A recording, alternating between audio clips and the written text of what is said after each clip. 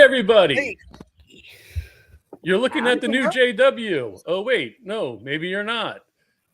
Uh-oh. Okay, Joe. I was just saying it started for me. I'm ready to go. Thank you, Joe. Hello, welcome to Loud Nerdy on a Tuesday night. Our last show of 2025. We all get breaks after this, a couple weeks off to celebrate holidays and festiveness and drinking and eating and movies and maybe catching up on things we've missed because we've been on cruises and whatnot. Anyway, I just wanted first off, thing we have to discuss first. Have to get it out of the way before we go any further. Rob Reiner passed away on Sunday night. Kind of a shocking turn of events. I don't want to discuss the crime or his politics or anything, but I do want to discuss a string of movies from 1984 all the way through 1995, and then a couple movies that came out after 95, one in 2007, one in 2023. If you're thinking about getting on board with this, with maybe a retrospective, we're going to do one on Generation Movie in January, I think. We're going to do like 7 or 8 of his movies just to get it kind of like in our wheelhouse and just going over his career, because he is the type of director that deserves that kind of specific kind of attachment. But I've got something to add when you're done. Okay. When you're done. I got you. No, I should welcome it. JW, joined as always by Jerry, and Raven's joining us tonight. Thank you very much. Delightfully difficult Raven for coming for our Christmas show / end of the year slow / look ahead show. But so I'm just going to give you 7 or 8 movies that you have to see if you want to get why everybody is so perplexed, upset, miserable about the fact that Rob Reiner is no longer on the planet. Starts in 84 with This Is Spinal Tap. It's one of the funniest. Goes to 11. Everything goes to 11. It's one of the funniest mockumentaries ever made. It is well worth your time. It is hilarious. He's a main character in it. Smell the glove. Smell the glove, baby. It's just one of the greatest comedies ever made.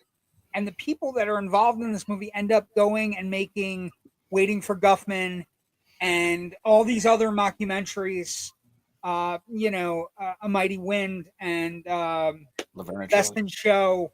And like, so it's a movie that leads to a series of other movies from these talented people. That's great. Then in 85, this movie, and it may be a little bit of an unknown kind of movie. It's 1985. It's a movie called The Sure Thing. They have that. It is John Cusack and Daphne Zuniga, and it's about a kid traveling across country for a date that he knows he's going to get laid, and he meets a really difficult, very smart girl on the trip, and gets to the point where he's like, I don't care about the girl over there because the girl in front of me is what I want. So it's a fantastic movie. It is the beginning of John Cusack. It is. John Cusack's, it's his first, like one of the first movies that were John Cusack became John Cusack. Another movie that needs to be discussed is Stand By Me. Just one of the absolute greatest coming of age movies of all time, with 4 of the best performances by young actors ever put on film. And one of his gifts as a director was coaxing the best performances out of actors, finding things where they may not have been. And that's 86. Now, also, I'm going to give you the 7 movies because it's a definitive 7 because these are all movies he made in a string. So he made Spinal Tap, made Sure Thing, made Stand By Me, and then 1987 he makes The Princess Bride. One of the greatest movies ever made. It has everything you'd want in a movie. Fantasy. You killed my father. Prepare for that. Inconceivable.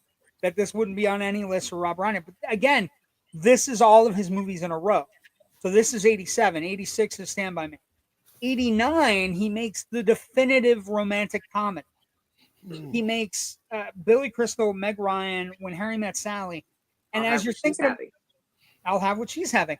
The thing is, his movies not only had great performances, not only touched a bunch of people, but they also became part of our lexicon. Inconceivable, Mighty Mouse versus Superman. My mind goes to 11, right? All of these interesting things. So he that's the beginning of a string. In 89 is When Harry Met Sally. 1990, he does his second Stephen King adaptation. He does Misery. Now, at this point in her career, Kathy Bates was an unknown actress. But Misery, will let you know, is the only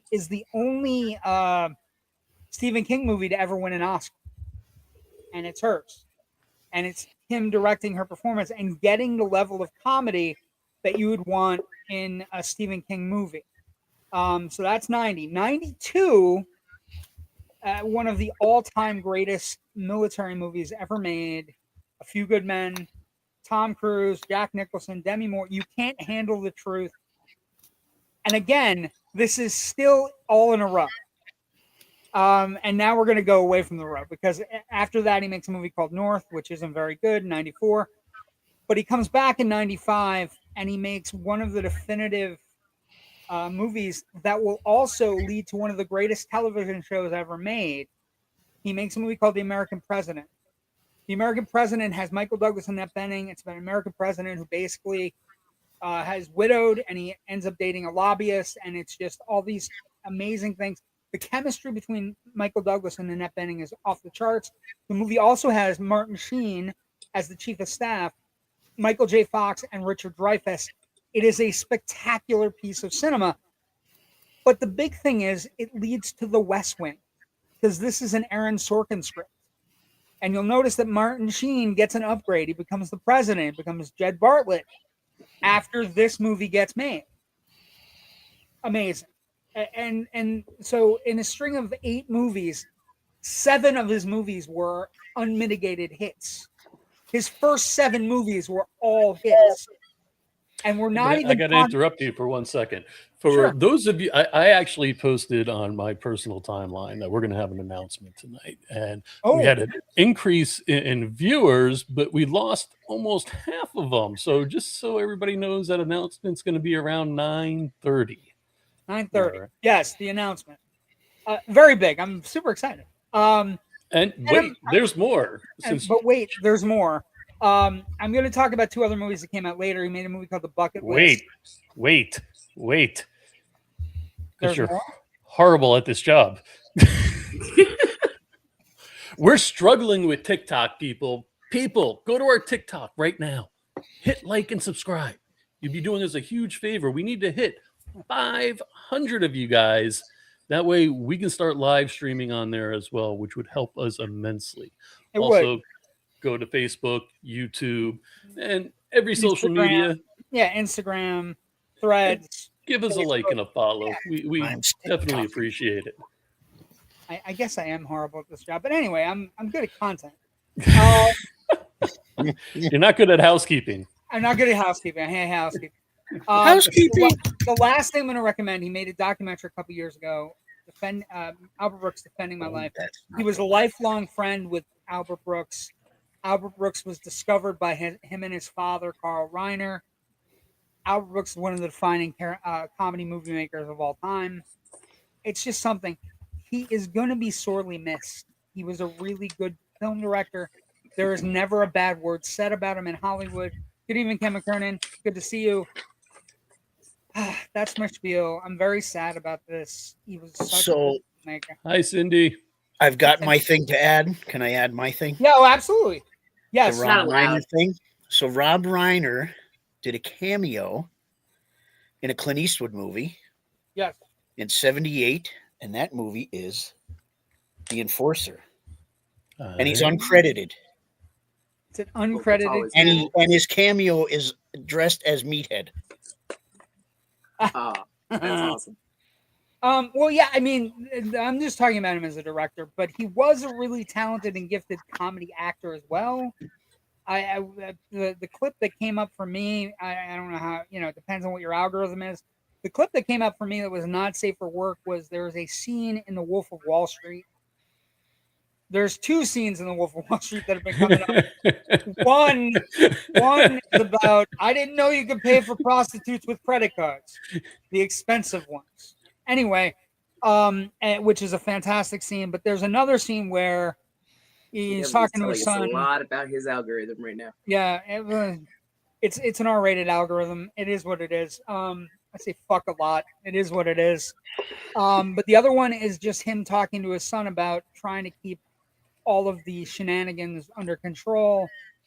And it's just a great scene. He was a great comedic actor.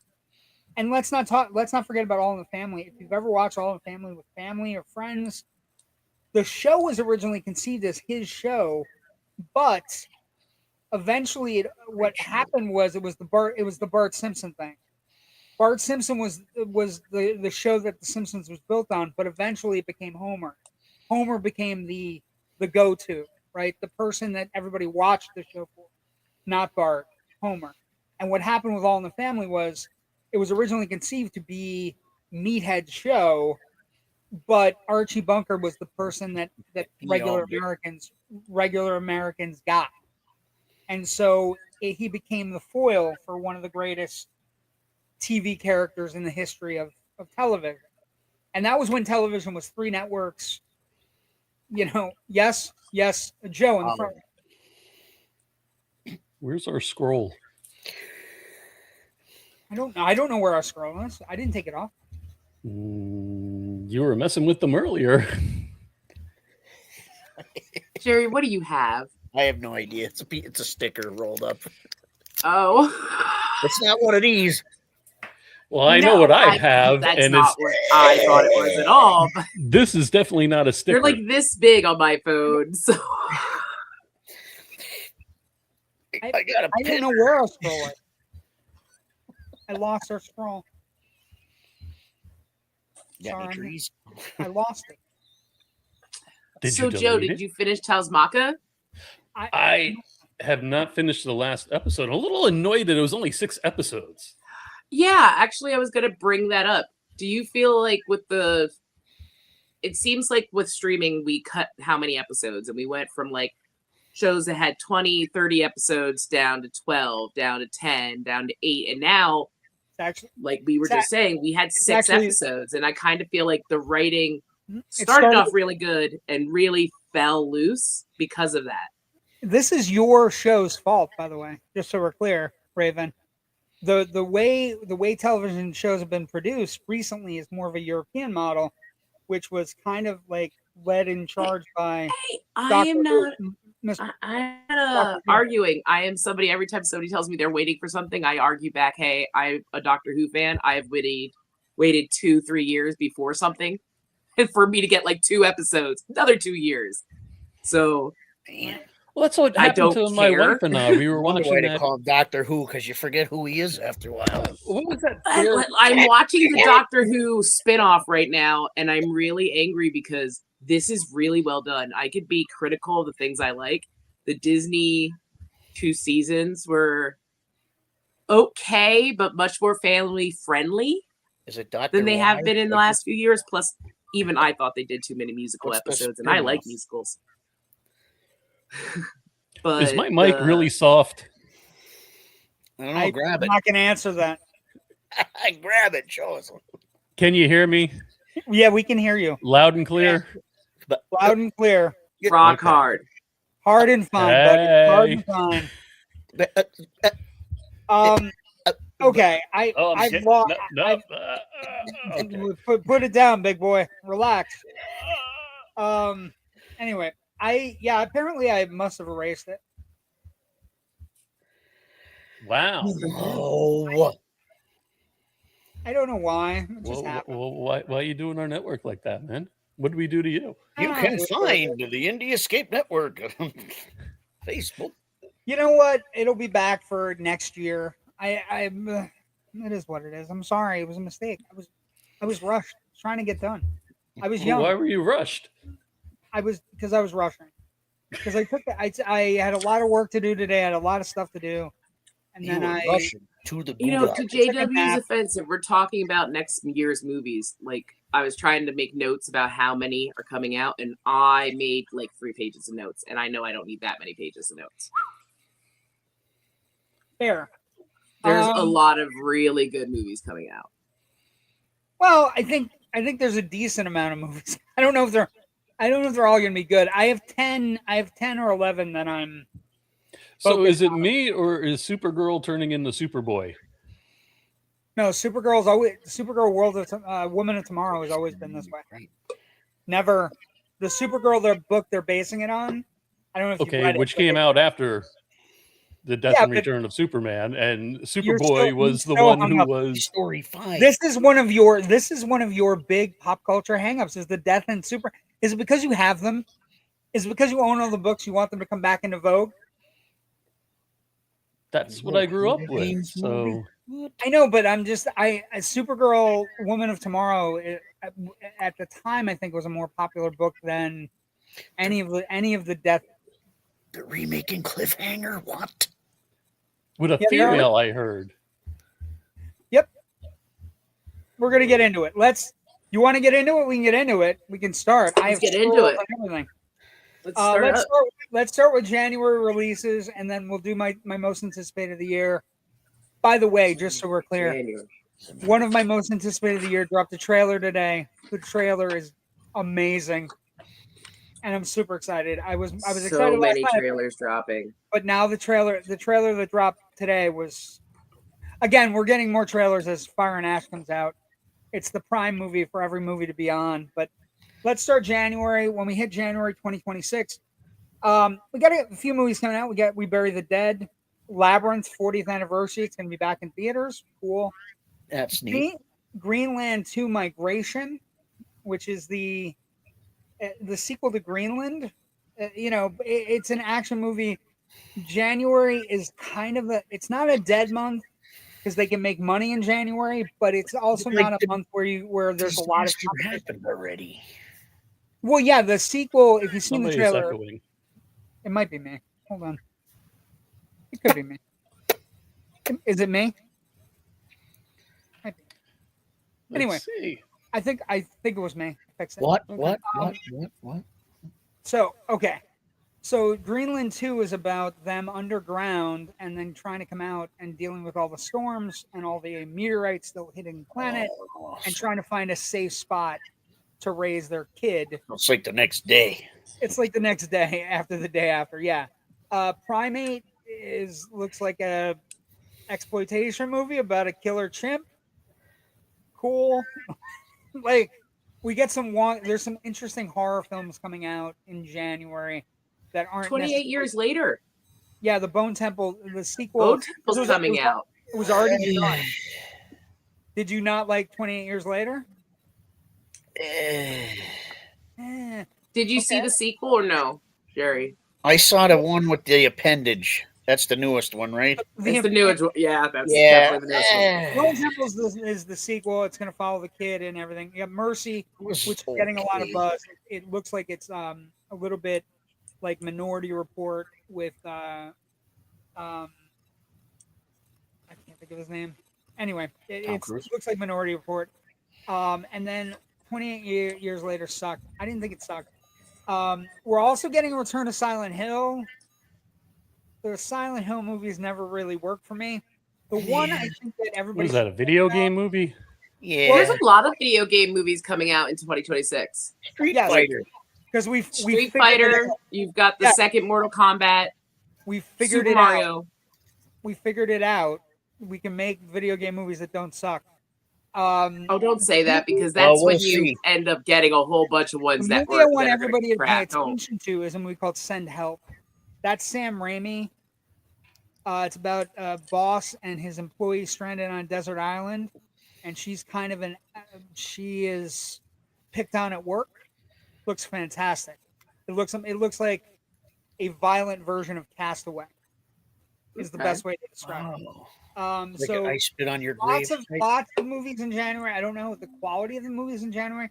Bone Temple, by the way, was already done. The two 28 Years Later movies were done back to back. So they were both done. They were just waiting in the can. I think They that waited 6 is like months. my only January movie I'm really excited for.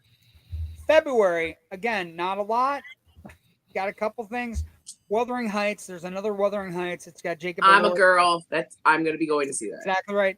And Scream 7, which And see that. we're bringing people back that haven't been around for a while, who may or may not have been hit by a television in the first movie, and have never fully really been dead. We've never heard it. We just kind of assumed. Okay, segue. Everybody's opinion on Matthew Lillard and if he's a good actor or not. I love Matthew Lillard. And I love Matthew Lillard. Quentin Tarantino is having a moment. It's not a good Oh, moment. really? Because he hates everybody. Him and his foot Well, fetish. he hates everything going right now. He's been picking on really good movies. Lillard is always at like the Monster Manias up here. Did anybody go see the Kill Bill put out? JW did. Yeah, JW Yes, did. I So did saw it Rich. last week. Okay. How did you like the additional animation? Because I kind of found it hacky. Oh no! I don't know. Are you talking about the Fortnite? Yeah. Oh, Scream. I didn't find it hack. It is what it is. They're bringing it forward. It's not, and it's designed specifically. You know. to Okay, promote but can Fortnite. you really say that the animation that they put out even matched up to the animation they had in the original movies? No, like, it it's just- not, no, it's not. As it good was as bad. It's not as good as the original anime, but it is what this Okay, generation. but if you're going to put this out as a cash grab, because that's what this was, wasn't a catch grab, never was a catch. it was absolutely a cash All grab. right, That I'm going to man's- interrupt for a moment because Wasn't our a catch, guest is wasn't a here, catch. and Yes. we'll pick up on this in just a moment. So, guys, yeah, we have an announcement to make, which is kind of cool. Somebody that I worked with. Just kinda. Like that. You're saying I'm bad at my job. It's kind of cool. Just kinda. Well, I was Kinda trying to get to the rest of the story, but Ryan I got Keating jokes. interrupted It's terrible. by the guy who wasn't prepared today and also deleted the scroll. Okay. So basically, Anyway, let's go. all right. So about a decade ago, started up a little podcast called Technical Defects with my business partner Ryan West, and it was great. We were killing it with numbers and everything, the whole 9 yards. We started off as an electronics kind of review show and streaming, and then we started getting guests, and it was really cool. But then life happened, and things changed. Ryan unfortunately had to drop out, but now he's considering getting back into the game. Let's pull him up right now, Mr. Ryan West. What's up? What's going on? There's a bunch of you here. I didn't know there's gonna be. Is this like an interrogation, an intervention? What are we doing here? Yes. Well, yeah, absolutely. Hollywood Let me here. introduce you to everybody. We can Okay. do it. So over there, we got JW. He's like the VP of the Indie Escape Network. How you doing, We've got Welcome. we got Jerry, who is one of our co-hosts, musicians, and all that good stuff. Then we got Raven, Weirdo. who is Raven. around. Is around, and she is very knowledgeable when it comes to movies and pop culture, as is JW. JW, we consider him like the movie encyclopedia. So Right he on. I actually- come in with all opinions and no knowledge, so it's gonna be fantastic. Awesome. I can see how that. Perfect. I can see why you're hanging out with Joe. Perfect. Oh, there's a He lot of was- other he was- reasons. Don't you know it, baby? Is this about how hard or soft your mic was? I don't know anything about a microphone, and I plead the fifth about hard or soft. So we're just gonna. Fantastic. He didn't say microphone. He said Mike. I've Oh. got nothing. That So, broadens a Ryan- lot of things. Anyway, so what's going on? You tell me, man. What are we going to be doing? I don't know. I'm gonna try to see how many violations on YouTube I can make happen. We're gonna. Yeah, right. We're gonna go back to the old school, man. We're gonna do the interviews. We're gonna do whatever hits this angry ass brain of mine, and just go from there. No, we don't have a name yet. I got a couple ideas tossing around. Angry Brain sounds amazing. That's the name of my metal band.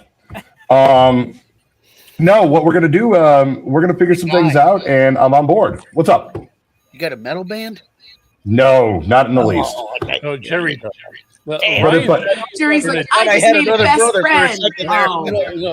Ryan metal band. I'm like, yes. Hold on. Knows his music. He's been a DJ for like 30 years. Oh, let's see you cringe over there. Every metal musician's like, ooh, DJ. No, not that. No. But I've been a nightclub DJ for years, so. Nice. He's got the attitude to go with it. Oh, I got attitude for miles, so we're gonna see how that plays out. No, I'm actually right now taking my lunch break to come be with you guys. That's how on board I am. I'm in the real world right now. Oh. My soul is slowly dying, but I'm here. Familiar. You actually sound and look like you're in prison, but well, they don't. Oh, go ahead. I'm sorry. No, I was gonna say he doesn't look like he's in prison. He just looks like he's a prisoner. Yeah, he's in prison. It's a totally different thing. I'm blinking in Morse code. I got it. I got Morse code. It's like I have a show. That SOS. Oh no, that is. You guys did all these like amazing shows. I when I came aboard with Joe, I did research on him and his track record through all these shows and everything. You were one of his good co-hosts, steady co-hosts. Producer. Yeah, I stuck around. Are you at all scared that Joe has gotten too old to do podcasts? Joe was too old to begin with, so I think we're going to be all right. Fair. Wait a minute. Bet. Aren't you the same age as me? Shut up. You want the best? No, we're going to have fun, man.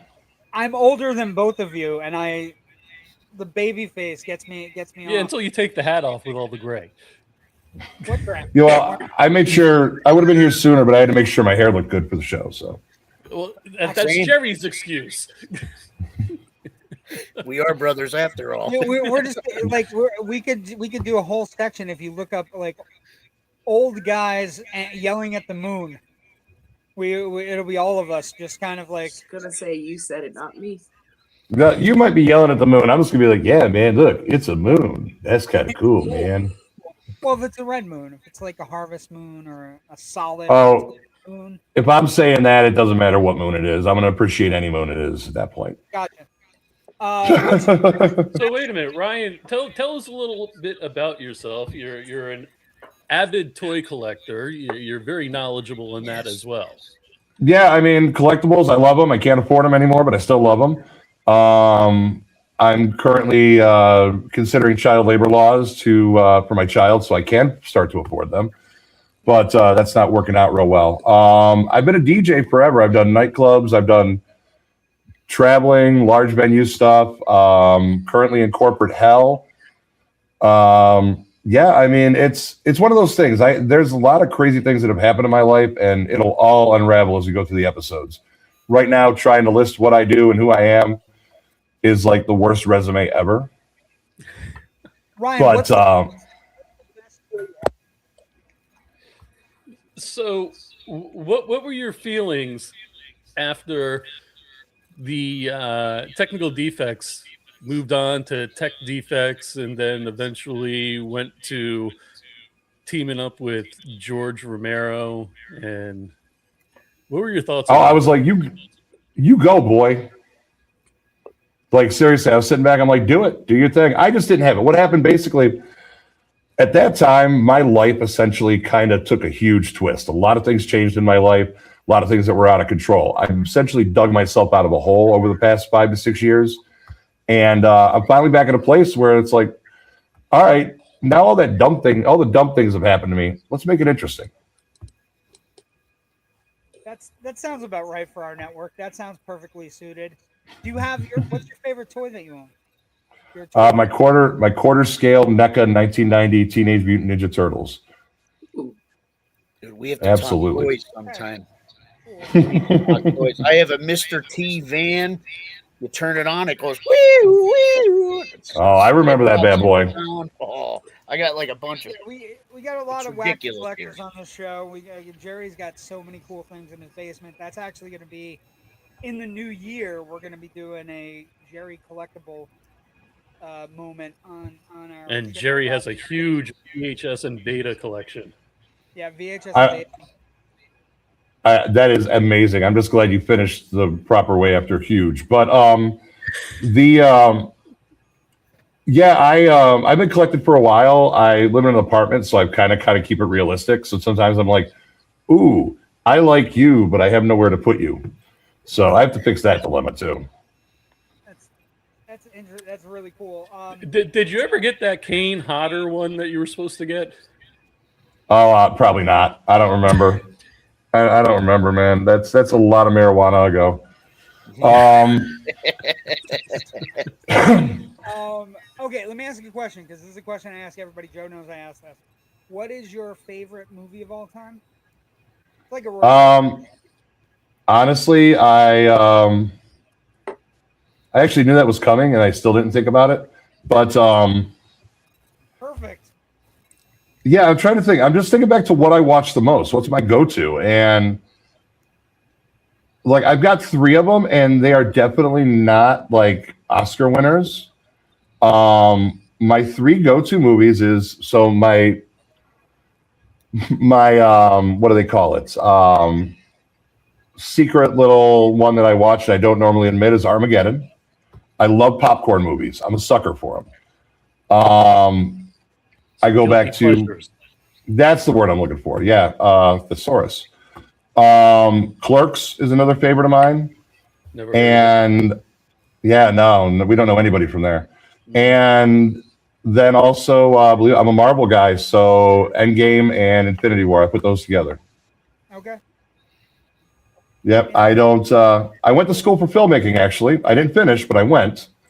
And I was the guy that when you sat there in class and like, what kind of movie would you make? Everyone's like, oh, I would make this art house and look at me. And how I go, I would make the one where you blow a bunch of crap up and I make money.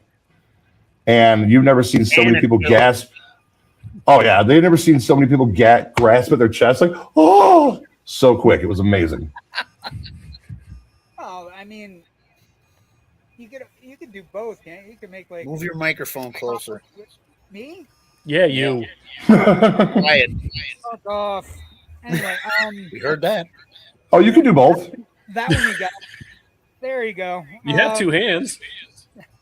Maybe. That's great. I'm very excited. Joe was very excited when he told me about this, and we need more things on the network. We need more people that can touch base and get to the gist of this life that we're living, this timeline, and trying to figure things out. Are you pro or con on the latest Superman movie? Pro or con? Well, see, that's a double-edged sword because not only am I pro it, I was actually down on the set while they were filming and took my daughter on set to go check it out. Oh, and they have a police car picture of the Metro. We both took pictures next to the Metropolis police cars and the taxis, and we caught some of the Easter eggs on set, stuff like that. We met some of the film crew as well. I didn't think it was that good. So. Oh, that's fine. No, I enjoyed it because it kicked back to what Superman was supposed to be a little bit more. The more hopeful and less, oh my God, I hate everything. I need to go listen to Depeche Mode. Yes. I like Depeche Mode. I love Depeche Mode. I love Depeche Mode. Who knew a hopeful Superman was the way to make a Superman movie work? Who knew? You're right. No, see, I thought it sucked, and I'm a major Superman fan. Mm-hmm. But see, that's the thing. There's a version of it for every person. That is the best part about all that. Even if you don't like the new one, Zack Snyder's version is still there for you to go to and just enjoy the hell out of it. Yeah, I was going to ask Joe. You're a Snyder guy, right? See, I like Snyder's version too, though. The extended version, the extended cut, the Snyder cut. The one that, for whatever weird reason, he decided to film it in 4:3. Yeah, so you have black bars on both sides. Yeah. Yeah. I thought they were all okay. Superman 2 is still my favorite, though. Well, 2 and 1. I love 2. 1 is great, Superman but 2 movie is and my Superman favorite. movie could tie together. Like you were saying, Endgame and Infinity War can be tied together. Mhm. Superman and Superman 2 are essentially one long movie. If you can go back, the Donner cut and all the different things, and it ties more to the original Superman movie. But fair, acceptable. When is this show starting, Joe? When is the show starting, Ryan? I don't know, Joe. When are we starting the show? Jerry, when are they starting the show? I am so glad you got in on that. So we're looking at after the first of the year. I don't want to promise. We're looking at bi-weekly, and I figure February we should be ready to go. At the latest would be February. I think that is that. What do you think, Joe, about that timeline? End of January, early February? Hell yeah. Yeah. I'm going to be 50 in early February. That sucks. Shit, I thought you were already. Oh, pardon me. Sorry. Wow. Wow. If I shaved the beard, I'd look younger than all of you. Yeah, but then you wouldn't bring me Hey. presents. You absolutely would not look younger than me. No. Get out of here. I think somebody would look younger than everybody. What, if she shaved her beard? Wait, Raven does. It's nice to listen. You already If I look could younger grow than one everybody. long, I would. I would dye it. It would be so much fun. See, and if I had hair, I would do the same thing. This is for Santa Claus for my grandkids. And then after the new year, it's coming off. No, beards are great, guys. You All try of them. All right, so I actually have to make my exit and get back and act like I want to do my job. I know, right? I just wanted to say real quick, Joe, I don't care whether you have the beard or not. I'm not sitting on your lap. I don't care how many times you ask. Just telling you. Mustache rides. Have you been good or naughty? Anyway, I am never good. Good meeting you, sir. it was a pleasure meeting you, Ryan. We look forward to having you on the network. Look forward to being able to hold Joe down. It should be taking pegs. No, it was it was an absolute pleasure meeting you guys formally here. I popped in from time to time. We're gonna have some fun. We're gonna have a good time. Come and talk anytime you want. Your open invitation, as always. I appreciate it. I'll take you up on that. Good Oh, luck. about Have toys. fun being at your own. Stay safe. Be good, guys. Thanks. We'll catch you later. Thanks, Ryan. Yep. That's a big announcement. We got a new show Right? coming. Right. Congratulations, Joe. I'm super excited. You gotta fix that microphone, brother. Me? I'm getting a new mic for Christmas. It's like unless I just turned 51 on Friday, so it could be my ears. Could be your ears. No, JW, I just was ready to chat. Like, JW's mic is super low. So it isn't me. I don't need a Whisper 2000 yet. How about now? Now it's too loud. There you see? go. No, now it's perfect. No, now I think Don't touch it I anymore. hear an echo. Now it sounds Ken's like there's an 58 echo. and looks younger than all Yes, of you us. do, Ken. I've seen your pictures. No, I've seen pictures of Ken. He looks good. I won't deny it. I don't For a think he looks younger. Canadian. For a Canadian. Okay, So so that maple syrup. back to the grind. It's good to have Ryan. I'm very excited. I hope we get a lot of shows and Nice. we can bounce in and talk every when Supergirl opens. We'll have him on. We'll talk about it. Okay, March releases. Couple big March releases. The three are pretty big. Hoppers is the latest Pixar movie. It's about a scientific project where people can leap into the minds of animals. It's an Looks original, fantastic. big It's there. an original Pixar movie. It looks fantastic. The Bride is the Maggie Gyllenhaal movie we've been talking about for a year. I'm excited for it, but at the same time, I'm kind of Frankensteined out. No, Is that the musical one? It looks This- great. Don't get me wrong. this It is looks the great, but it's set in just 1930s Chicago, like Prohibition era. It looks phenomenal. Maggie Gyllenhaal is directing. Jesse Buckley starring. It looks great. So that's the other one there. But the other big one there in March is a movie called Project Hail Mary. This is Ryan Gosling. It's from the author of The Martian.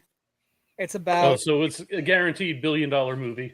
it's I don't know if Miller it's a too. $1 billion movie, but it's going to be one of the bigger movies. It's about basically a guy that becomes an astronaut, even though it's kind of Armageddon-ish in that sense, where they make him into an astronaut because he's a math genius, and he basically has to solve a problem that the Earth is dying, and he runs into alien life in outer space. Project Hail Mary. It is going to be one of the big movies of the year. And it's Lord and Miller, who are part of the Spider-Man Spider-Verse. That's what I was just saying. So it should be smart, and there should actually be a decent soundtrack. Yeah, it should be great. So March, that's March. Those three movies are big, kind of like March movies. Then we get into some big movies. April, the beginning of April, Super Mario Galaxy. Yoshi! And Yoshi comes back, or is discovered. And then the big one for horror movie fans is Ready or Not 2, Here I Come. Ready or Not, Samara Weaving, one of the great underrated thrillers last 5 years, about the girl who tries to marry into the family, and she has to play hide and seek, and basically she ends up killing the entire family. Well, this is the sequel. Basically, a family belongs to a giant collective of families that are evil. It looks great. Elijah Wood. Wood. Very good. The trailer's very funny. It looks like it has the same kind of like violence. Sarah Michelle Gellar's in it. There are a bunch of really good character actors. Elijah Wood. It looks great. May is interesting because it's a weird month. Devil Wears Prada 2. Devil Wears Prada. I don't know if we needed a sequel, but as a somewhat hidden girly girl, listen, we needed another Meryl Streep. Yeah, Meryl Streep coming back is a big deal for a sequel. She has very rarely had sequels. Mortal Kombat 2 got pushed back from October to May because they believe in it. And of course, Carl Urban. Yeah, Carl Urban looks fantastic. Top Gun 40th anniversary is getting a 2-week wide release. You know what? For you, JW, I will watch Top Gun during its anniversary. If I make, I say watch. That does not mean I won't fall asleep. Top Gun is not one of my favorite movies, but Top Gun Maverick is. I know. Really? But every time I try to watch this movie, I fall asleep. I think Maverick's better than the original Top Gun. Top Gun Star Wars? Oh no, it's not. Talking about Star Wars, why are they not coming out on May the 4th? Like, marketing people. The Mandalorian and Grogu is coming out at the end of May, and if you are a really big Star Wars fan, May the 4th was never a release date for the original trilogy. The original trilogy, okay, I get that, but wouldn't you put marketing above that and be like, come out? No, they don't need to, because do you realize how many things they sell without it? There are so many May the 4th things that they sell. Oh no, but I'm just saying, I'm explaining it why it's not happening. Mandalorian and Grogu is opening in the Memorial Day weekend slot that basically every Star Wars movie before this new sequel trilogy, every Star Wars. I haven't seen a Star Wars movie since Rogue One. Okay. Or TV show. It's just Mandalorian. It just keeps getting dropped on my list. Just so we're clear, then you're way off. Oh no, I'm not a Star Wars person. No, I know, but I'm just saying, Andor is something that should be high on your list. You're watching all this Anne Rice garbage, and Andor is way better than any of it. Well, you're watching all this Star Wars garbage. Yeah, wait for it. Yeah, but Andor's actually widely regarded as a really. I'm enjoying my Anne Rice garbage. Thank you. Which one was Andor? Is that the one with the little Princess Leia? No. Is that is Andor the one with the little Yoda? No, that's Mandalorian. Also, is that Baby Yoda or is that like another one? No, it's Grogu. His name is Grogu. Oh, yeah. Again, not a Star Wars person. He's not Baby Yoda. So Mandalorian and Grogu is coming out in the definitive May 25th opening day for a Star Wars movie.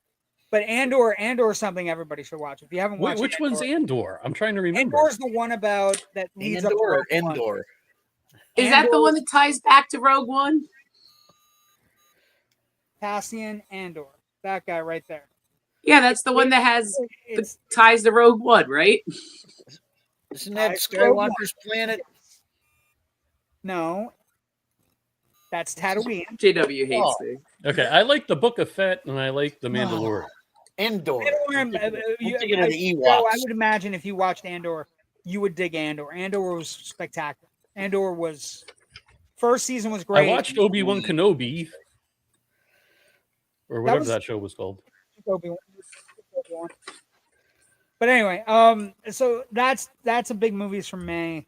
Mandalorian Grogu has a very wide berth, and I think it's going to do way better than people think it's going to do. It's on my top 10 list of things I'm anticipating.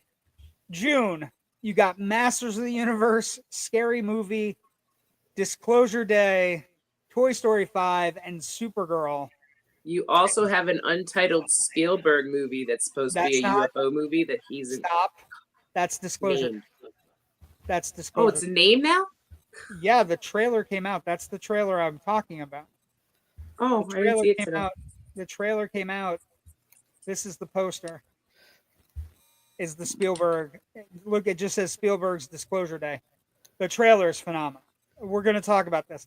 I think it, like we were talking about last night in Generation Movie, I think it might be my most anticipated movie in a year of anticipated movies. That because there's a lot of nerd kibble out there. What was the last Spielberg flick? Last Spielberg flick? Yeah. Fablemans. Wasn't the poster of that upside down? Like the eye was upside down, right? The original poster. That one, no. There was a thing that was placed in. They flipped it though. Right, there was a thing that was placed in Times Square, where basically it was. So now we're just waiting for that, kinda. Yeah. We're just waiting for the other untitled Spielberg movie now, because he has 2 untitled for this year. He has this one, and he has one with Tom Cruise. No. And I gotta address Ken. So I heard Leto was actually pretty good in the latest Tron movie. He was supposed to be Dolph Lundgren. Come on, Masters of the Universe. That movie sucked. Leto's I don't know. I don't know People if this just don't movie's going to like be. him. He's not a you're great- right. Where's He's Mark not a Singer bad on the actor. He's a bad person. You're right, Raven. He's not a bad actor. He's just a bad guy. Doesn't he have like a cult? Kind of. It is what it is. So I don't know about this. Now I've got to I go just look. want to point out About this his cult? this 3 He's week pretty. period. This 3-week period here, the end of June, will decide whether or not we have a $5 billion box office summer, because those 3 movies open on top of each other. Disclosure Day opens the 12th. Toy Story opens the 19th. Supergirl opens the 26th. It is very competitive. Do we have any updates on the Cavill movies, Voltron and Highlander? Not for this No year. dates, just to be Not for announced. this year, buddy. Highlander. Yeah, we're getting a Highlander remake. Oh no. It could be. It might be good, Jerry. It has potential. There could be only one though, John. Yeah, but there were 17 Highlander movies. I know. I'm being facetious. July, Oh, Minions 3, Moana live action, Nolan's The Odyssey, which is getting all kinds Looks of amazing. Armand Asante.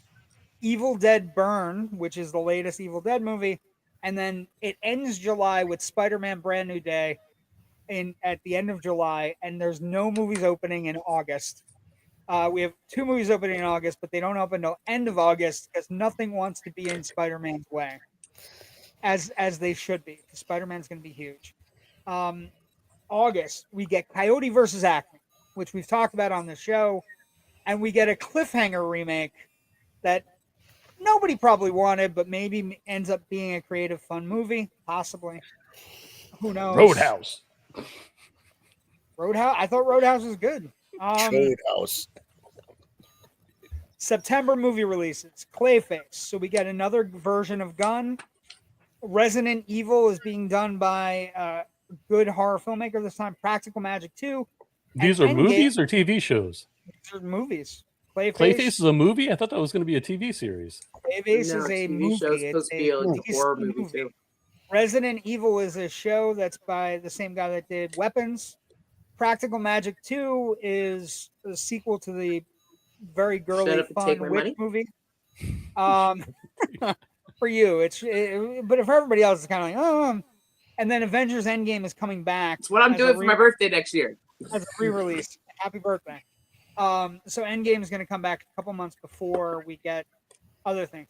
October, not a lot of releases in October, and if any indication of this October, it's going to be tough. But the big one in October is Street Fighter, and the Street Fighter trailer is horror. Listen, I said it when it was getting casted. It was somebody that was having a fever dream.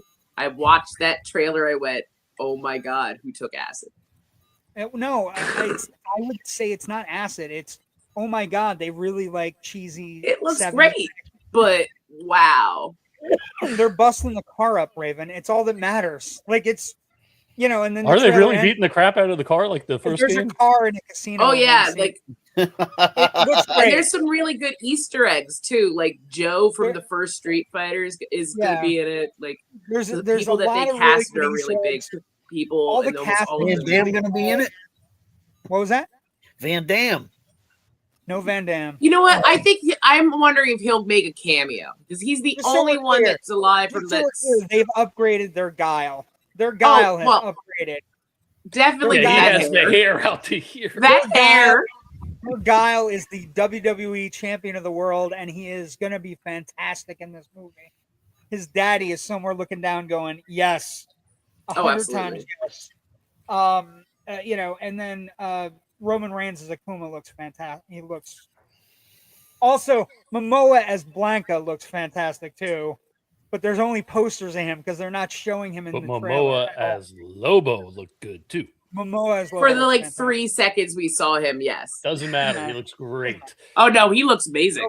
November, Cat in the Hat, one of the first kids movies of the year. Hunger Is that Games animated or is that live? It's animated. Did not know about this. Bill Hader is voicing the Cat in the Hat, which is Animated? It's an animated Cat in the Hat, and it's Bill Hader voicing the Cat in the Hat. And also, the trailer is really funny. It's really cute. And also, he played the Cat in the Hat on SNL, and that's how he got the role. So Nice. one of the old SNL sketches with the Cat in the Hat with Bill Hader playing him as just this unmitigated jerk, and it was fantastic. We also get the Hunger Games Sunrise on the Reaping, depending on how you felt about the new Hunger Games. Songs of Snakes and Birds, or Birds. The I haven't book seen has a any good of amount them. of hype. It's gonna do well. We also get in November, we get Fokker-in-Law, which is the latest Meet the Fockers movie. Really? I only found out about that today, honestly. Ariana Grande is joining the cast, and all the legacy cast is coming All back. the legacy cast. So De Niro's going to be in it? All Niro's of them are coming They back. say Everybody's geniuses pick green, but you didn't pick it. That's like Can the you milk best. me, Greg?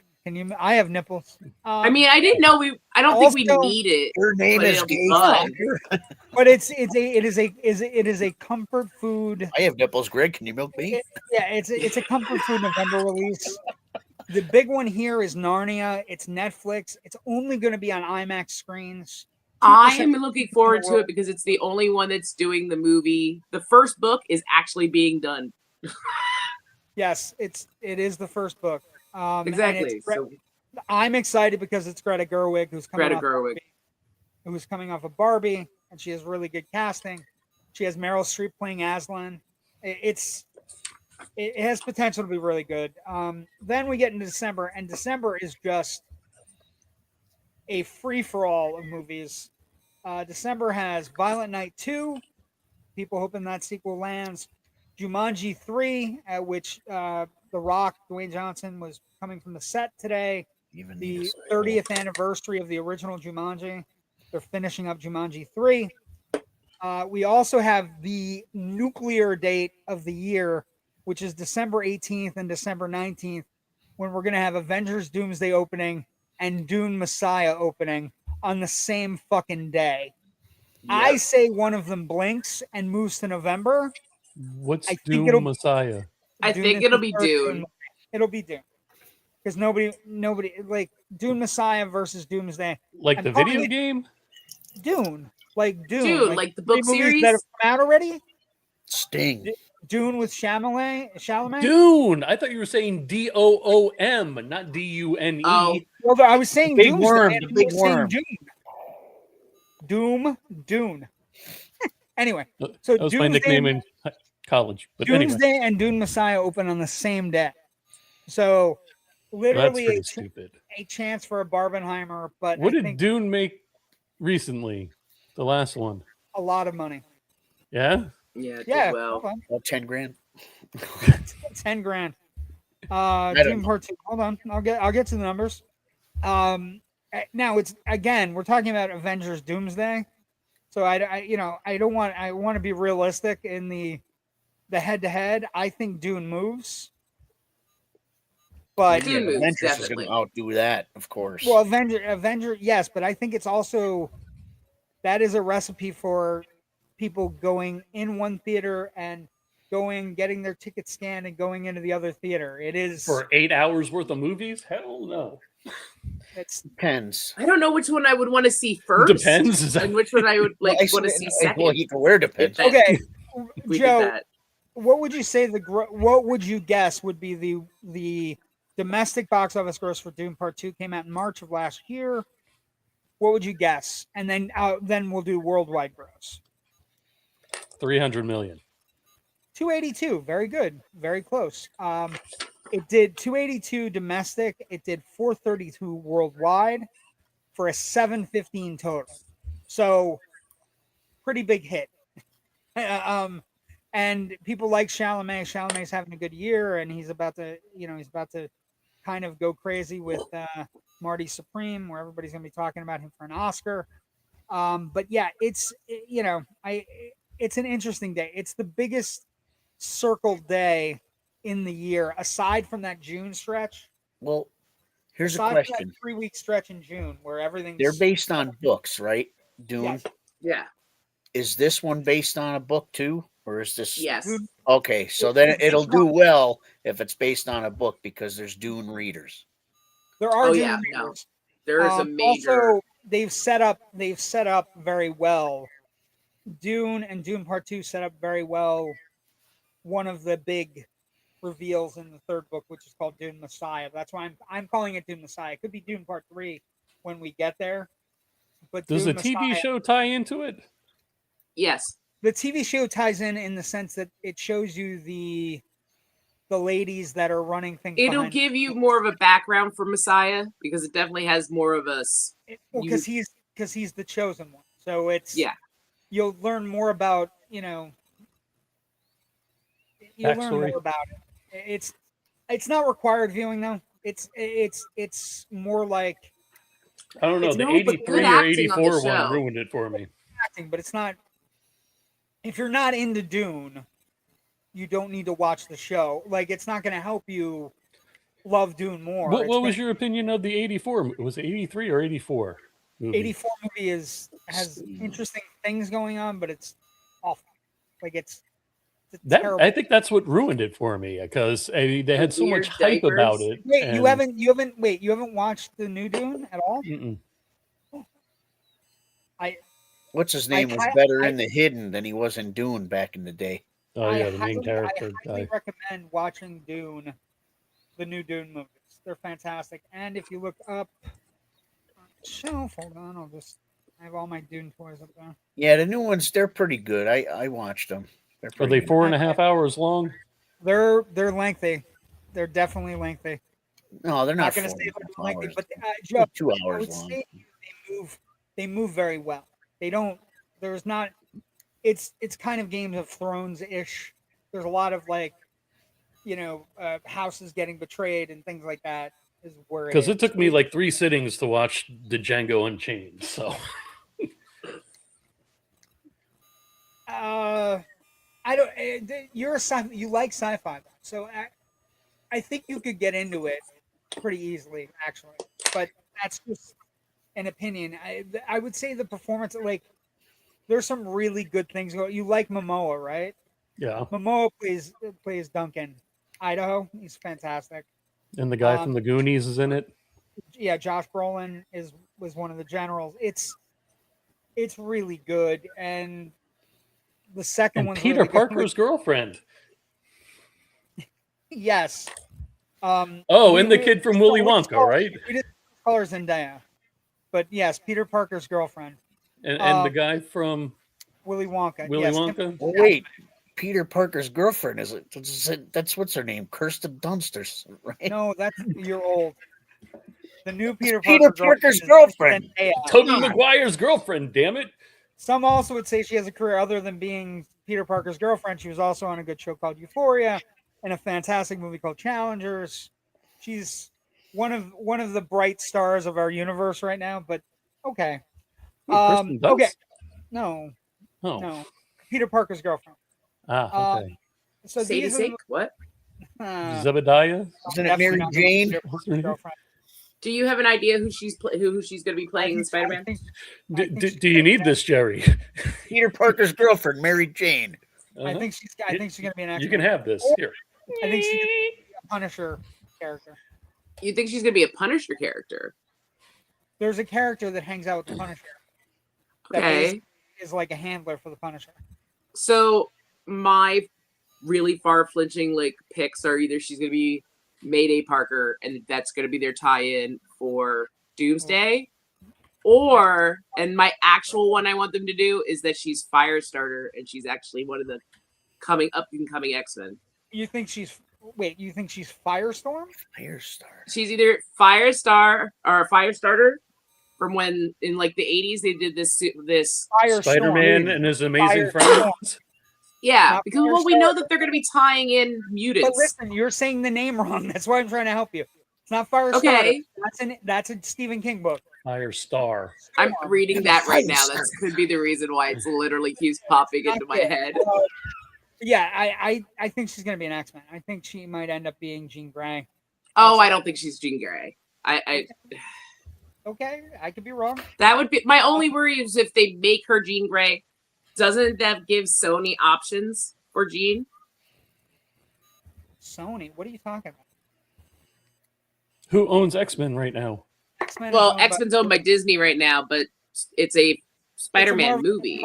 But no, stop. No, the Marvel Spider-Man Brand New Day is a Sony movie that is produced by Marvel. It is not a Marvel movie. It is not a Sony movie. Okay. It's not part of. It's not part so of. So they Sony. wouldn't gain any rights to her if she you, was Jean Grey.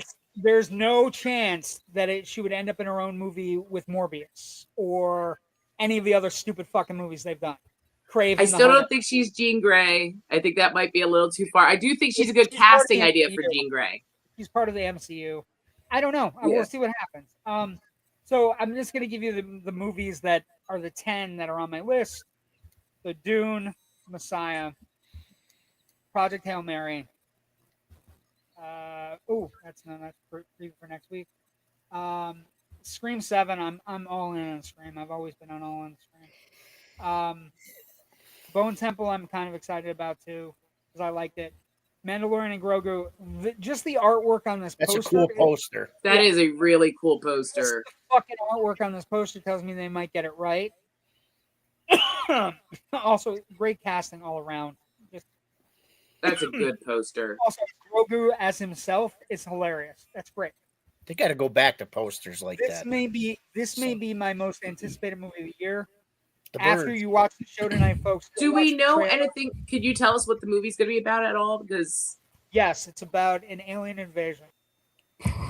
Other than telling us it's going to be an alien invasion Spielberg flick, because I would say that is literally covered. What's he doing? Come on, stop it.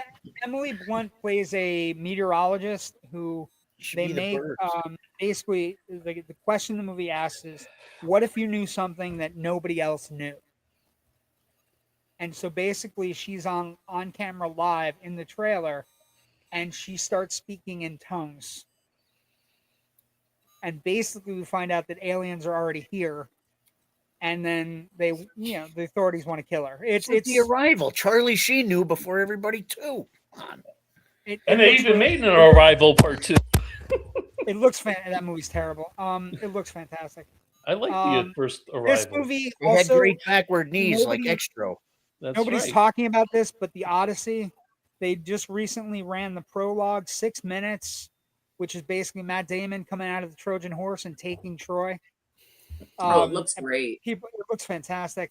This movie, no matter what you say, I started the year wearing this shirt. I'm going to finish the middle of this next year wearing this shirt because Gunn has my number. Avengers Endgame, Doomsday is going to be amazing. Spider-Man Brand New Day is going to be amazing. I think Hoppers is going to be really good for kids, and also it looks really cute and fun. Toy Story. Super Mario Galaxy also looks great. And then Ready or Not, Here I Come. Ready or Not 2, Here I Come. I'm a bigger Samara Weaving fan than some other people, so I think it's going to be great. TV shows, really quick, and then we'll get to other things that our regular business. TV shows, I picked 3 to look forward to next year. 2 of them are on Max. So there's a thing coming out called The Night of the Seven Kingdoms. It is basically about a night. It takes place in between House of the Dragon and Game of Thrones. And it's basically kind of like the humorous side of Westeros. And basically about a knight and his squire, and basically who becomes a legend. Sounds fantastic. What are you holding 3 up? You said basically 3 times in less than 30 seconds. Basically, shut the fuck up. Go again. Lanterns is coming from HBO Max. It is our 3rd opportunity at James Gunn's DC universe. So we get Supergirl, we get Lanterns at some point this year with Hal Jordan and. What about the 2nd season of Cape Crusader? I think it might be. It's not on the list right now. It may be coming out. The other one that's kind of a fun reboot that nobody was thinking about, but we're getting, and I'm mildly intrigued. Kind of a very short season though, so Joe and Raven are going to be angry. But there is a reboot coming of Malcolm in the Middle, and Malcolm in the Middle. Randy would have liked that. One of the really great, funny comedy shows. Takes place 20 years after the show. Yeah, that was a good show. But Stewie refuses to be in it. Yes, he doesn't act anymore. So it's not that he's refusing to be in it. He does different work. So, but everybody therefore else he's refusing to do it. Well, I mean, but it's show. The Hitchhiker. But like I said, getting everybody back, including Bryan Cranston, and basically the premise is they're coming back for the parents' 40th anniversary. Is the premise of this reboot. I think it has potential to be really great. What is that releasing on? I don't know what it's releasing on. It's Fox though, so it would be probably Hulu or Disney because they own the rights to any Fox material. But so a lot. It's going to be a good year. I don't know. It's going to. Oh hell, man, we've been not reading comments. And you have Sigourney Weaver. What's Sigourney Weaver in? She is in The Mandalorian and Grogu. So The Mandalorian and Grogu would be the first Star Wars movie with Sigourney Weaver. The Malcolm in the Middle remake, thank you, Ryan. Life's Still Unfair, will be on Hulu and Disney West. Plus. I agree. That is all true. What was that? Hulu and Disney Plus. Basically, Lanterns and Supergirl look really awesome. They do. It is. The trailer for Supergirl is fantastic. Okay, let's get to basic business. Jerry, what do you got coming out of your basement tonight? Now, wait a minute. How come you can ask him a question like that, but I can't? Because then it would be because Listen. I've been doing it for a longer time. He's used to me doing it. It's weird when you do it. Tonight's film is Terror in Toyland, a.k.a. Christmas Evil. Never heard of it. What year?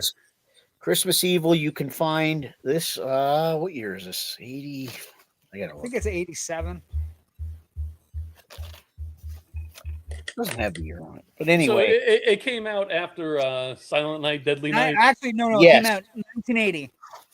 Christmas Evil is 1980. It's 1980. Hold on. Christmas Evil is on Tubi, and this is three titles, Jerry. 3. Christmas Evil, You Better Watch Out, and Terror in Toyland. Yes. And this is about Henry, who sees Harry, sees his mom with St. Nick, and St. Nick is going a little too far. So it kind of aggravates him. And he grows up and he works in a toy shop, and mayhem ensues. Is that like Silent Night, Deadly Night 3? No, it's more of a psychological than it is just straight slasher.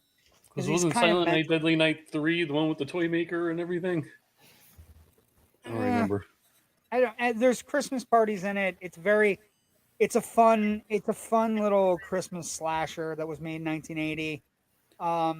It gets generally good reviews, although it's rotten on Rotten Tomatoes. It's at 57%, but it is one of the ones where it's like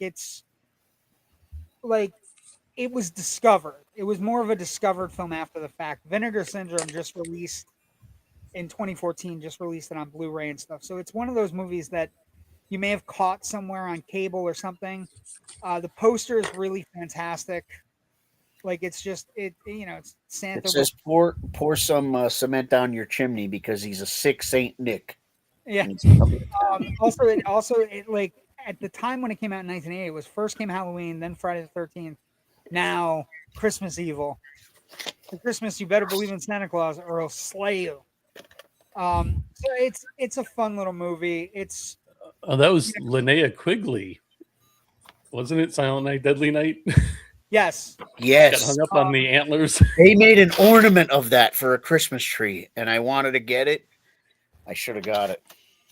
It's a fun little movie, and it's perfectly her suited. hanging on Where can people find it, Jared? This is on Tubi as Christmas Evil. Christmas Evil. You got to be careful with some of these movies. But yeah, it's you're not going to find Terror in Toyland. You're going to find Christmas Evil on Tubi. Yeah. Okay. Same movie. Our last. This is fun. Our last Twilight Zone of the year, and we get lucky because it's a celebration. Like we lost Rob Reiner, we lost fucking Robert Redford as well, and this journey to the Twilight Zone Redux, a really like it's not a super duper episode, but it is a star power episode. It's only got 2 cast members. It's got 3 cast members actually. Gladys Cooper, Robert Redford, R.G. Armstrong. The name of the episode is called Nothing in the Dark. And I'm going to read the opening, and we'll talk a little bit about where Rod Serling is during the opening. An old woman living in a nightmare, an old woman who has fought 1,000 battles with death and always won. Now she's faced with a grim decision whether or not to open a door. And in some strange and frightening way, she knows that the seemingly ordinary door leads to the Twilight Zone. It's a grim opening. Basically what happens is you see this lady, she's kind of futzing about. She's in a basement. There don't appear to be windows. Like she looks like an agoraphobic. But she's a sweet old lady. Like she's, and she's terrified of the outside of her house. She's terrified of the building outside. Midway in the opening, she hears people kind of yelling and screaming and gunshots, and she goes to her door, and there's a cop laying on the ground. The cop is played by the amazing Robert Redford, and basically she says, "I can't let you in because I don't know if you're him." And you're like, "This lady's bonkers." Like we found a legit crazy woman. And basically, like he finally, he's like, "If you don't bring me in, I'm gonna die." It's a cop. He's been shot. So she brings him in, and she puts him on the bed, and she nurses him back. And he's like, "Well, when are you gonna call the authorities to come get me?" Also, Rod Serling, really creepy. He starts the talking in the mirror reflection, so it looks off, and then the camera pans out, and it's him, but it starts on the camera reflection, so it's an odd version of him, and then it pans to the real him. It's a real interesting camera angle for a horror kind of episode. I like what they do with these. It's really great. Hold on, I'm getting stuff. Hold on.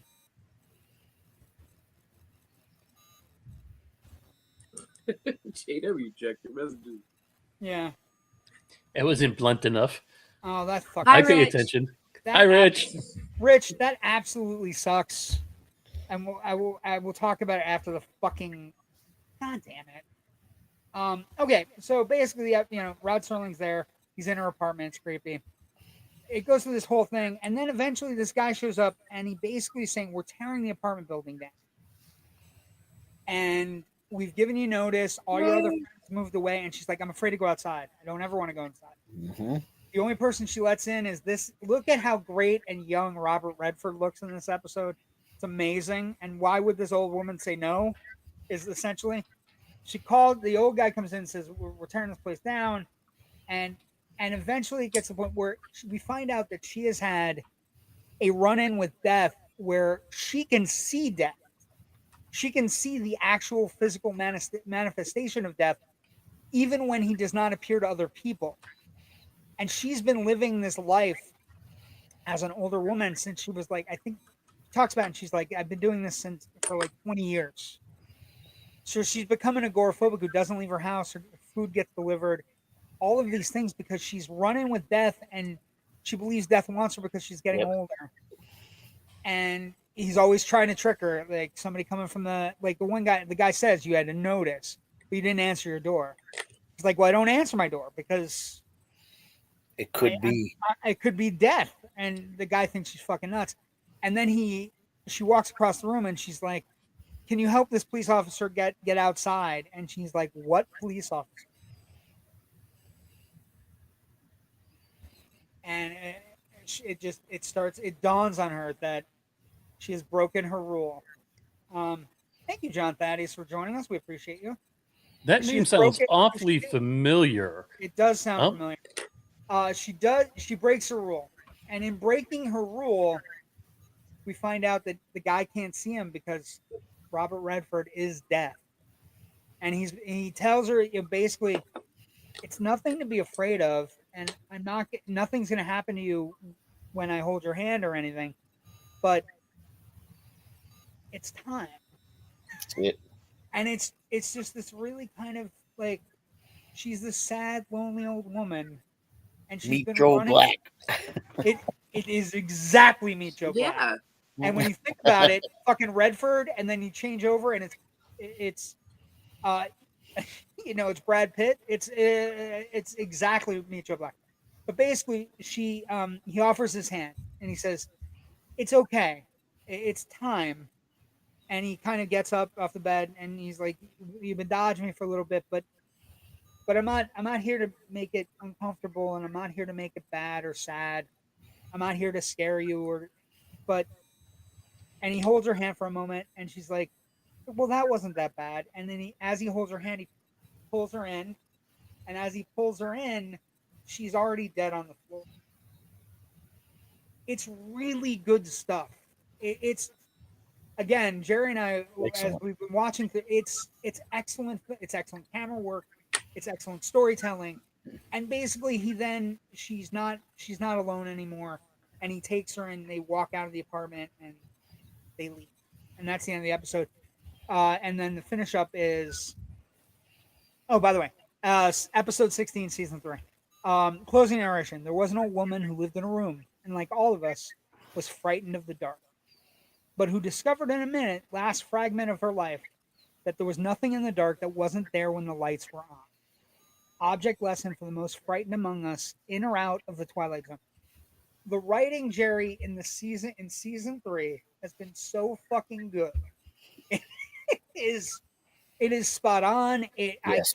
I can't imagine people who have watched these episodes and gotten ideas or sparks or anything.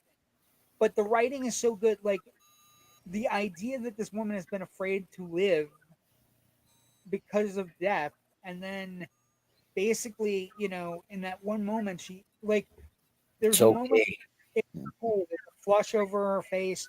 It's really quite poignant, quite beautiful, and it doesn't hurt that the person offering the hand is one of the most gorgeous men to ever be in Hollywood. I have no problem saying that. He was a good-looking guy.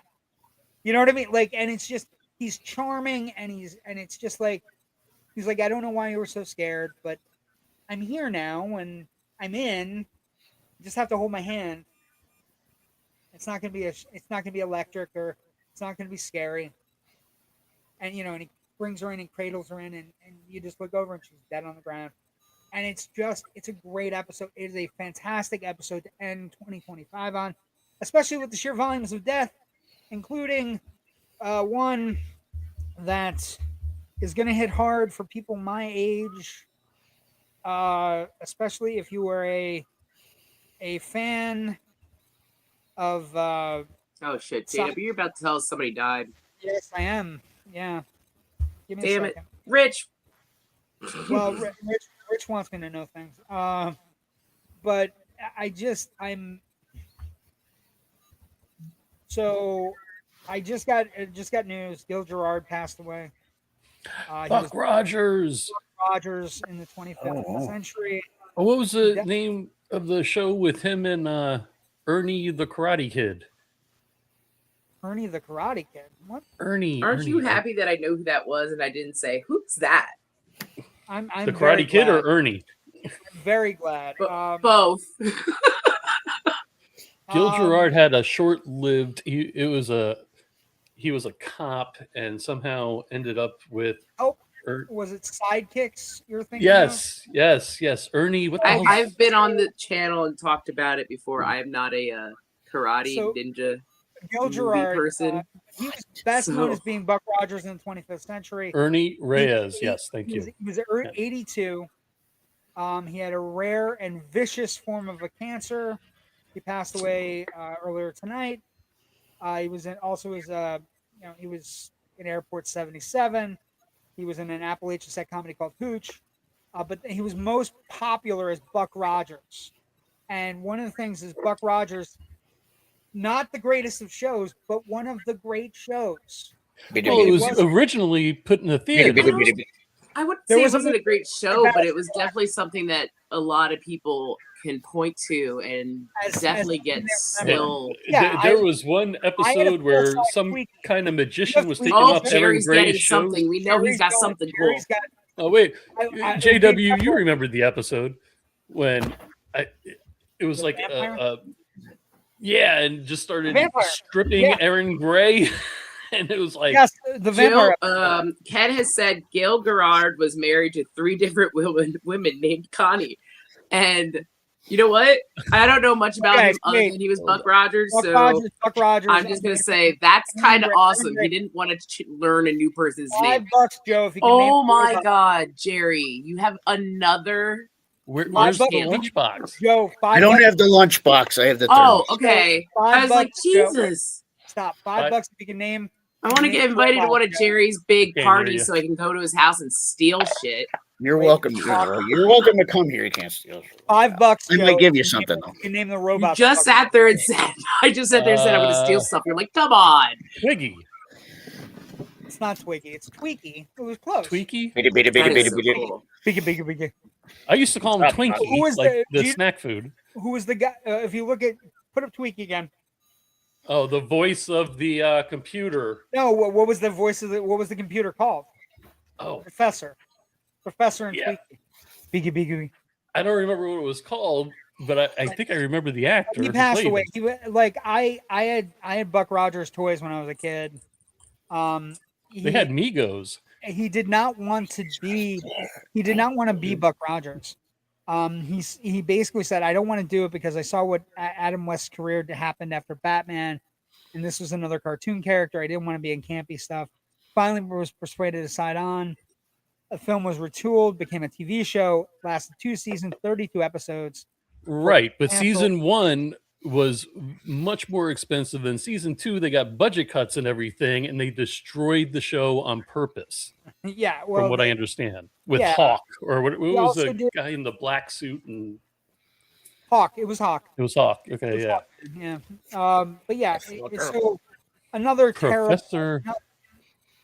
The professor is the little robot computer. I don't know how to say that. Pronounce that. Theopolis. Professor Theopolis. That's exactly right. That's rich for you. Just another fucking death. God damn it. Anyway, who played the voice of the computer on Twinkie, whatever the hell his name is? Tweaky. Who they also said, yes, his helmet did look like a penis head. Yeah, but well, circumcised one. Well, he needs a little bit of chapstick on there. Jesus Christ. Please. Thank you, Gil. Mel Blanc. Okay, Bugs Bunny. Yes, the voice. Exactly. That's right. Good old Bugs Bunny. Okay, last thing on the show. Rest in peace, Gil Gerard. Thank you for all the Buck Rogers memory. You know, I might go try to find Buck Rogers. Actually, I wonder if that's on Tubi. I wonder. I'm gonna go looking for it. I'm definitely gonna go looking for it. With a couple weeks off, it's good. But we do have big movies opening this weekend. Let's see. You got SpongeBob SquarePants.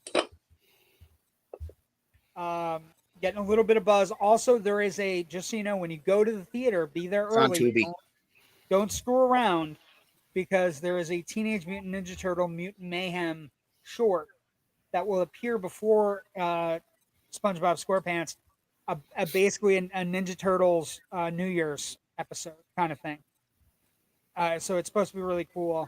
But of course, the movie we'll be talking about and the movie we'll be thinking about,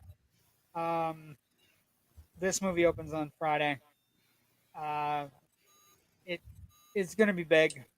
Like, the sheer volume of how big it's going to be, we will not know until Monday of next week.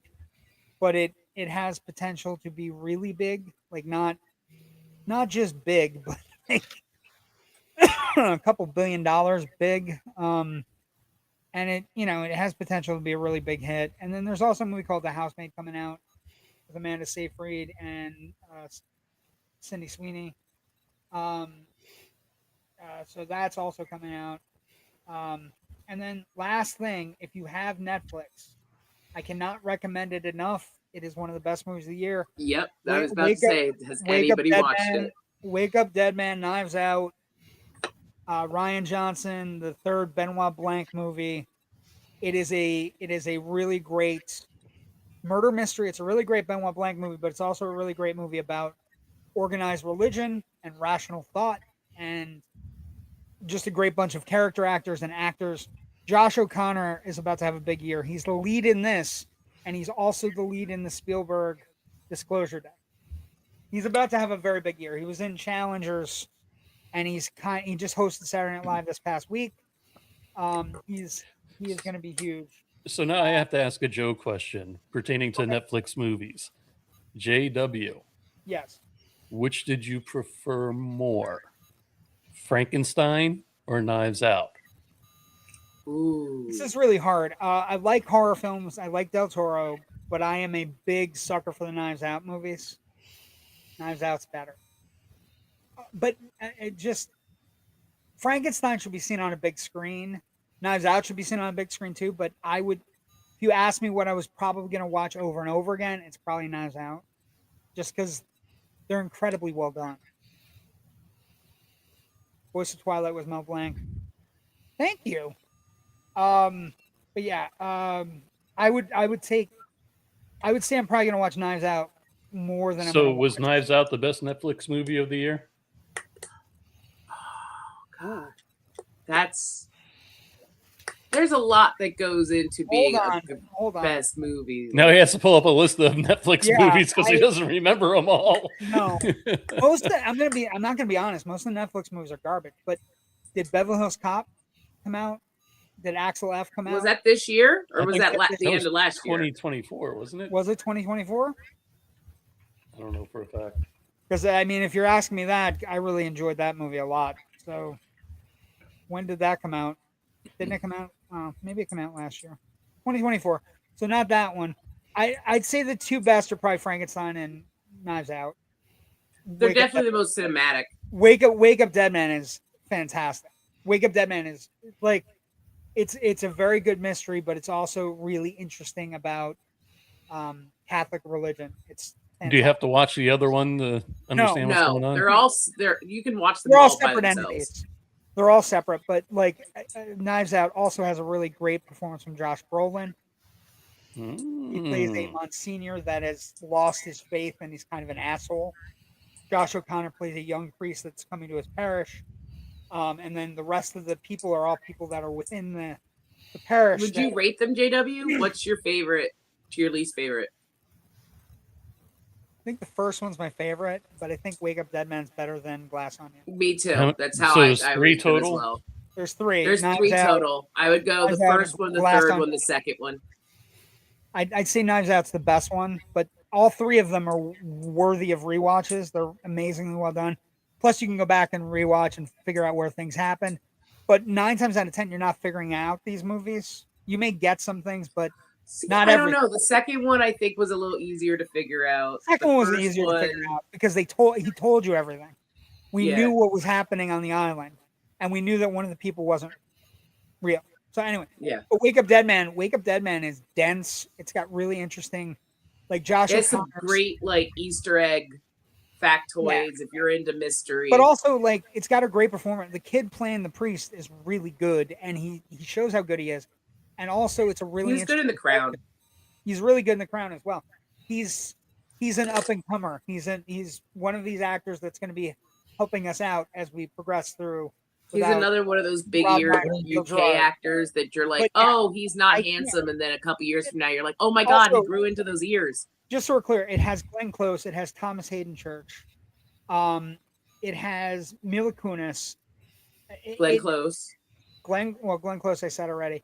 It's it's really good. Third one, sorry. It's a really great mystery. It will make you. What are you drinking, Raven? Anyway, Voodoo Ranger? Voodoo Ranger. I can I tell by the haven't had color. that. Of the can. Imperial Ale. it is that This is, time. I am not sponsored, but would love to be. It is that time. From all of us, Joe, me, Raven, Jerry, not asking for donations or whatever. We want to wish everybody from the Indie Escape Network, all of you, happy holidays, whatever you celebrate. Stay safe, everyone. Christmas, Kwanzaa, Hanukkah, Happy New Year as well. We'll see everybody in the second week of January. And we want to wish everybody happy holidays, safe holidays. Enjoy your family, enjoy your friends. You never know when they're not going to be there. So just, And don't forget about Whamageddon. and don't forget about Whamageddon. There are Oh, clear wait, can leaders. you explain the new rules, please? Because Yeah, I've I had haven't a couple heard it. people tell me. Well, first off, I'm super angry about this because I made a new post I and I haven't heard. put new rules up. And what it is, you're wham hunting. So the more wham you get, the higher your total is, the better you're going to Oh, be in the see, game. but I like the fact that I don't go anywhere, so I always make it towards the end. This makes it so Yeah, since I no, don't go I- anywhere, I- I'm screwed. I've completely changed my entire Christmas music thing for this game, and I have gotten 0. I'm at 0. You know what? Natasha I haven't Bagutski's even right heard now- a Christmas song yet. Natasha How's that? Bagutski's in the lead. She's got 8. John D. Boscia, a pharmacy owner in mid PA, is at 6 because it's on. That's it? You figured you hear it 6 times a day. I haven't heard. Oh, I've only heard one. I literally heard I my don't first know. Christmas song today. Natasha's at 8. Natasha's killing it. So, by all means, it's Wham Hunter this year. Also, the reason I did it that way, Raven, is because I was Somebody celebrating called them Stranger out. Things. It was a couple things. They did call me out, but also it's a great way to celebrate Stranger Things, the Upside Down. It's the opposite of what we do in Wham. Okay. So I was celebrating. Are we Upside- excited about Stranger Things, everyone? I'm not excited about it being in a movie theater, but $20 for a ticket still and have- $20 for I'm going to be popcorn and a honest. drink. I haven't had a chance to get it. I have so many things I have to catch up on in the next 3 weeks that I have off that I'm just gonna like. Hey, there's tons of going things back to catch up on. Whamageddon, what's my last name? I know you have a Ridgley tie. I understand, but you're not related to the person. So No, you jackass. My brother was dumb enough to name his son Andrew. kind of like a person, like a family Whamageddon. That's great. That's a perfect place to end. Thank you for joining us. Everybody have a great Christmas. Have a great New Year. Have a great Hanukkah. Happy Kwanzaa, Yule, whatever you everyone. celebrate. Saturnalia. Whatever you celebrate. Thank you for joining us tonight. We'll see you guys in 2026. Subscribe to all our socials, Subscribe. to We're our on socials. everything. Clips if you like everything.